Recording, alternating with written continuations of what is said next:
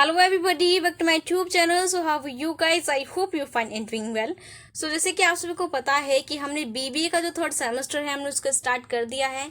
ठीक है, हम ऑलरेडी डिस्कस कर चुके हैं कि बीबीए थर्ड सेमेस्टर के अंदर आपको कौन कौन से सब्जेक्ट पढ़ने हैं, क्या उनके नेम हैं, ठीक है, और क्या उनका सिलेबस है। उस चीज़ को भी मैं आपके साथ डे बाय डे क्या कर रही हूँ, डिस्कस करती हुई चल रही हूँ। ठीक है, सो बीबीए थर्ड सेमेस्टर के आपके स्टार्टिंग के जो 2 सब्जेक्ट है उनका जो सिलेबस है डिटेल में मैं आपके साथ डिस्कस कर चुकी हूँ। सो अगर आपने वो वीडियोस नहीं देखी है उनका जो लिंक है मैं आपको प्रोवाइड कर दूंगी, आप वहां से जाकर उन वीडियोस को देखिए। और जितना भी सिलेबस मैंने आपको बताया है आपने करना क्या है, आप उस सिलेबस को अच्छे से अपने नोटबुक के अंदर नोट डाउन करिए और सिलेबस के अकॉर्डिंग अपनी बुक परचेज करिए, देन अच्छे से अपनी तैयारी करते हुए चलिए। ठीक है, सो आज के इस पार्ट के अंदर हम करने क्या वाले हैं, जो आपका 303 कोड है उसका जो सब्जेक्ट नेम क्या आपका इंडियन इकोनॉमी। तो इंडियन इकोनॉमी का जो आपका सिलेबस है उसको हम डिटेल में डिस्कस करने वाले हैं। हम देखने वाले हैं कि इंडियन इकोनॉमी के अंदर आपको क्या चीज़ पढ़नी है, क्या चीज़ नहीं पढ़नी है, इन सभी चीज़ों को हम डिटेल में डिस्कस करने वाले हैं। चलिए स्टार्ट करते हैं आज के इस वीडियो को। अगर आप मेरे चैनल पर नए हैं चैनल को सब्सक्राइब कर ले, बेल आइकन को प्रेस कर ले ताकि मेरी आने वाली हर वीडियो से आप अपडेट हैं। चलिए स्टार्ट करते हैं आज के इस वीडियो को।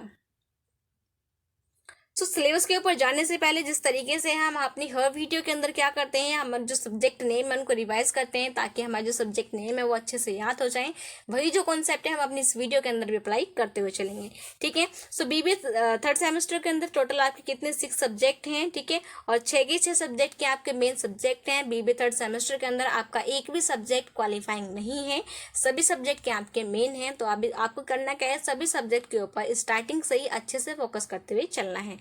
ठीक है, सो इसके अंदर आपका जो 301 फर्स्ट सब्जेक्ट है जिसका नेम है एडवर्टाइजिंग मैनेजमेंट, जिसका 75 मार्क्स का क्या होगा, रिटन एग्जाम कंडक्ट होगा, 25 मार्क्स जो है वो आपको कॉलेज से मिलने वाले हैं। नेक्स्ट आपका 302 टीम बिल्डिंग एंड लीडरशिप, जिसके अंदर आपका 75 मार्क्स जो आपको रिटर्न से मिलेंगे, देन 25 मार्क्स जो आपको कॉलेज से मिलने वाले हैं। ठीक है, और दोनों ही सब्जेक्ट का जो सिलेबस है मैं ऑलरेडी डिस्कस कर चुकी हूँ, मैं आपको फिर से बोलूँगी। अगर आपने वीडियोस नहीं देखे हैं प्लीज़ इन वीडियोस को देखिए और इनका जो सिलेबस है उसको नोट डाउन करते हुए चलिए। ठीक है, नेक्स्ट आपका 303 इंडियन इकोनॉमी, तो इसका जो सिलेबस है उसको हम आज के इसी पार्ट के अंदर क्या करने वाले हैं, डिटेल में डिस्कस करने वाले हैं। ठीक है, नेक्स्ट है आपका 302 जिसका नेम है कस्टमर रिलेशनशिप मैनेजमेंट, जिसका जो सिलेबस है हम अपनी आने वाली वीडियोस के अंदर कवर करने वाले हैं। ठीक है, नेक्स्ट है आपका 305 मैनेजमेंट इंफॉर्मेशन सिस्टम, नेक्स्ट है आपका 306 income tax law and practice. ठीक है, सो जितने भी सब्जेक्ट हैं आई होप सारे सब्जेक्ट नेम जो है वो आपको अच्छे से याद हो गए होंगे। ठीक है, सो सब्जेक्ट नेम आपको अच्छे से पता होने चाहिए। फर्स्ट क्या आपका advertising management, team building and leadership, Indian economy, customer relationship management, management information system, income tax law and practice. तो ये क्या है आपके बीबीए थर्ड सेमेस्टर के टोटल 6 सब्जेक्ट है। ठीक है, सो एक चीज़ मैं आपको फिर से क्लियर कर देती हूँ, मेरी जो फर्स्ट वीडियो थी जिसके अंदर मैंने आपको बीबीए थर्ड सेमेस्टर के जो सब्जेक्ट लिस्ट थी वो आपके साथ रिवील करी थी, आपके साथ डिस्कस करी थी। तो उसके अंदर मैंने आप गलती से आपके साथ शेयर कर दिया था, मैंने आपको बता दिया था कि जो आपका लास्ट सब्जेक्ट है income tax law and practice, इसके अंदर क्या होगा आपका जो यानी कि इसके अंदर आपकी टोटल थ्योरी होगी। ठीक है, तो मैं उस चीज़ को अपनी हर वीडियो के अंदर क्लियर कर रही हूँ। उस वीडियो को मैंने यानी कि इस चीज़ को मैंने उस वीडियो के अंदर भी मेंशन किया हुआ है। उसमें आपको बता देती हूँ कि सेमेस्टर के अंदर भी आपका प्रैक्टिकल पोर्शन है।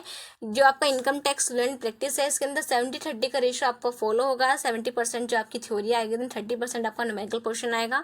तो इसलिए आपको करना क्या है, जो आपका लास्ट सब्जेक्ट है income tax law and practice, आपको अच्छे से इसके ऊपर फोकस करना है और जितने भी आपके न्यूमेरिकल कॉन्सेप्ट हैं उन सभी कॉन्सेप्ट को अच्छे से कवर करते हुए चलना है। सो आई होप ये चीज़ें आपको क्लियर हो गई होंगी। ठीक है, तो अपने चलते हैं अपनी नेक्स्ट स्लाइड के ऊपर और देखते हैं कि इंडियन इकोनॉमी का आपका क्या सिलेबस है।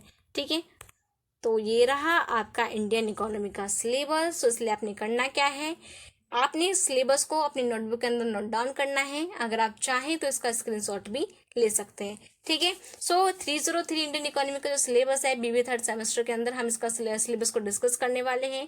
इसके अंदर क्या है, आपकी टोटल 5 यूनिट है। ठीक है, और यूनिट वाइज हम क्या करेंगे, इसके सिलेबस को डिस्कस करेंगे। सो आपकी जो फर्स्ट यूनिट है जिसके अंदर आपको करना क्या है, जो इंडियन इकोनॉमी का बेसिक है आपको उसको अच्छे से कवर करते हुए चलना है कि मीनिंग ऑफ इकोनॉमी, यानी कि इकोनॉमी का मीनिंग क्या है, economic growth and development, characteristic of Indian economy, factor affecting economic development. ठीक है, तो ये सारी चीज़ें आपको करनी क्या है, आपकी जो फर्स्ट यूनिट है इंडियन इकोनॉमी की उसके अंदर आपको कवर करते हुए चलना है। ठीक है, जैसे कि मैंने आपको बताया है कि यूनिट फर्स्ट के अंदर जितने भी चीज़ें मैंने आपको बताई हैं सारी चीज़ें आपको कवर करनी है। ठीक है, सो आपको देख के लगा होगा कि ये सारी जो चीज़ें हैं हम इनको ऑलरेडी डिस्कस कर चुके हैं, सॉरी ऑलरेडी पढ़ चुके हैं अपने सेमेस्टर फर्स्ट के अंदर। ठीक है, सो इंडियन इकोनॉमी होता क्या, हमारी इकोनॉमी क्या होती है, इसकी ग्रोथ डेवलपमेंट क्या होती है, देन फैक्टर अफेक्टिंग क्या होती है, तो ये सारी चीज़ें हम अपने फर्स्ट सेम के अंदर ऑलरेडी कवर कर चुके हैं। ठीक है, तो इन सभी चीज़ों को कवर करने में आपको ज़्यादा परेशानी नहीं होगी क्योंकि जो बेसिक है वो आपको ऑलरेडी क्लियर है। ठीक है, अब चलते हैं अपनी नेक्स्ट यूनिट के ऊपर। नेक्स्ट यूनिट कौन सी है हमारी, यूनिट नंबर सेकंड, जिसके अंदर आपको पढ़ना क्या है, an overview of economic resource of India, human resource of India, concept of population, explosion, interpolation of population and economic development, population policy of India, then problem of unemployment in India. ठीक है, तो unit number second के अंदर आप भी देख सकते हो कुछ कुछ ऐसे टॉपिक हैं जिनको हम ऑलरेडी पढ़ चुके हैं। ठीक है, सो जो इंडियन इकोनॉमी है इसके अंदर आपको ज़्यादा मेहनत करने की जरूरत नहीं है क्योंकि इसका जो बेसिक है वो आपको ऑलरेडी क्लियर है, और सारे क्या है आपके ऐसे टॉपिक हैं जिनके बारे में आपको पता ही है। अगर आपको नहीं पता है तो आप एक दो बार पढ़ोगे तो आपको अच्छे से ये सारे टॉपिक है वो तैयार हो जाएंगे।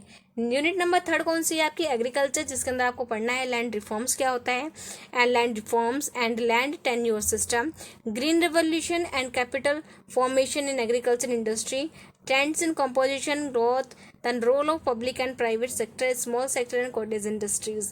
ठीक है, सो जो लास्ट के पॉइंट है स्टार्टिंग के जो है आपके लैंड रिफॉर्म्स हो गए और आपकी ग्रीन रेवोल्यूशन हो गया, capital formation in agriculture industries. तो ये सारे जो टॉपिक है ये सारे क्या है हमारे फैमिलियर टॉपिक है, इनको हम ऑलरेडी पढ़ चुके हैं कहीं ना कहीं। ठीक है, नेक्स्ट क्या है हमारी unit number four. Unit number four कौन सी हमारी, problem and prospective of Indian agriculture, जिसके अंदर आपको स्टडी करना है plan period position, problem and prospectives of large scale industry, जिसके अंदर आपको पढ़ना है iron, steel, sugar, cotton and textile. ये सभी क्या आपकी इंडस्ट्रीज हैं, आपको इन सभी इंडस्ट्रीज के बारे में डिटेल के अंदर स्टडी करना है। Then role of small scale industries in Indian economy. ठीक है, लास्ट क्या है आपकी, लास्ट आपकी यूनिट नंबर फिफ्थ, जिसके अंदर आपको करना क्या है, स्टडी करना है इंडियन बैंकिंग सिस्टम के बारे में, जिसको आपको कौन कौन से टॉपिक कवर करने हैं, आपको कवर करना है structure and organisation of bank, reserve bank of India, apex banking institution, commercial bank, regional rural bank, then cooperative bank, development banks, NITI Aayog, formation, function and contribution of NITI आयोग्स। ठीक है, तो जितने भी चीज़ें मैंने आपको बताई हैं अपने इंडियन इकोनॉमी के अंदर सारे टॉपिक्स के आपके फैमिलियर टॉपिक हैं। ठीक है, यानी कि अब तक की हमारी जो जर्नी है, अब तक की जो हमारी लाइफ जर्नी है उसके अंदर हम इन सभी टॉपिक्स से ऑलरेडी इंट्रोड्यूस हो चुके हैं, इन टॉपिक्स के बारे में वो कहीं ना कहीं ऑलरेडी पढ़ चुके हैं। ठीक है, और अगर आप मेरी तरह कॉमर्स बैकग्राउंड से बिलोंग करते हैं तो आपको ये जितनी भी चीज़ें मैंने आपको बताई हैं इंडियन इकोनॉमी के अंदर, इन सभी चीज़ों को कवर करने में आपको बिल्कुल भी दिक्कत नहीं होने वाली, क्योंकि क्लास 11th और 12th के अंदर हम ऑलरेडी ये सारी चीज़ें कवर कर चुके हैं। ठीक है, सो आई होप ये जो सिलेबस है इंडियन इकोनॉमी का वो आपको क्लियर हो गया होगा। देन आपने साथ के साथ जो सिलेबस है वो भी नोट डाउन कर लिया होगा। ठीक है, अगर आपने नोट डाउन नहीं करा तो आप इसका सिंपली स्क्रीनशॉट भी ले सकते हैं। ठीक है, सो thank you very much everyone for watching this video. If you're new on my channel, so don't forget to like, comment and subscribe it. Also share this video with your friends and colleagues, and don't forget to like, comment and subscribe. Bye bye, see you in the next video.